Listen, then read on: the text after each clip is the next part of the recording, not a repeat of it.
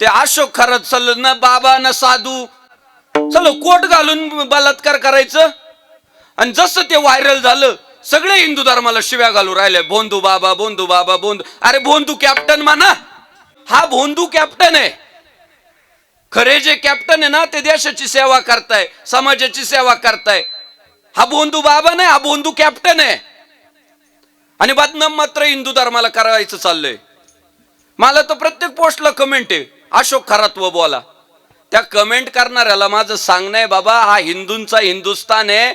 आम्ही हिंदू समाजातील लोक, आमचं ते बाळ आणि दुसऱ्याचं ते कार्ट असल्या प्रवृत्तीचे नाही. आमचा असू द्या नाही तर परका असू द्या, चुकलं का आम्ही धडा शिकवतो म्हणजे शिकवतो, ही आमची नीती आहे.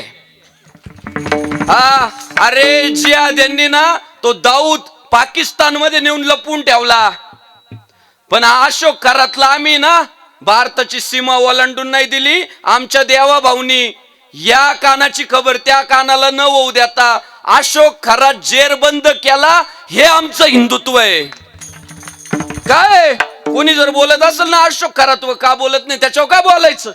आम्ही त्याला तुरुंगात डांबलाय, आम्ही त्याला धडा शिकवतोय आणि आम्ही रणनीती आखतोय, आम्ही क्रमांक व्हायरल करतोय की अजून जर कोणाचं शोषण झालं असेल तर समोर या, त्याचा फास आवळण्यासाठी मदत करा.